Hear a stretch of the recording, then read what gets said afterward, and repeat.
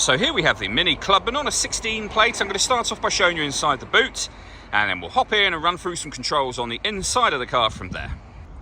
As we approach the back of the car, you can see we have reversing sensors, plenty of boot space as well, of course, and this 60-40 split folding rear seat so that you can increase this space into that cabin area even further. Okay, now that we're inside the car, we're going to start with the dials. On the left-hand side, we have the rev counter, we have the speedometer in the middle, and the fuel gauge over on the right-hand side. Also in the middle, you can see the total miles of the car.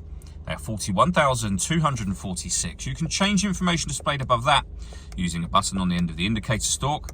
For various bits of trip computer and fuel economy information, you can also have the digital readout for the speedometer displayed there as well, as you can see. If we back out to the steering wheel, on the left-hand side, we have cruise control and speed limiter, and on the right-hand side, stereo and phone controls.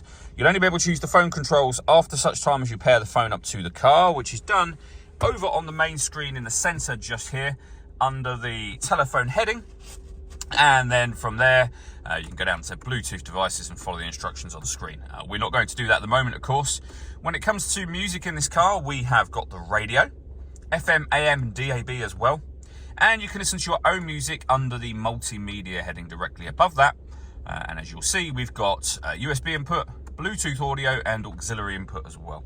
All of the movement I'm making on the screen is all being done using this dial and the collection of buttons that surround it.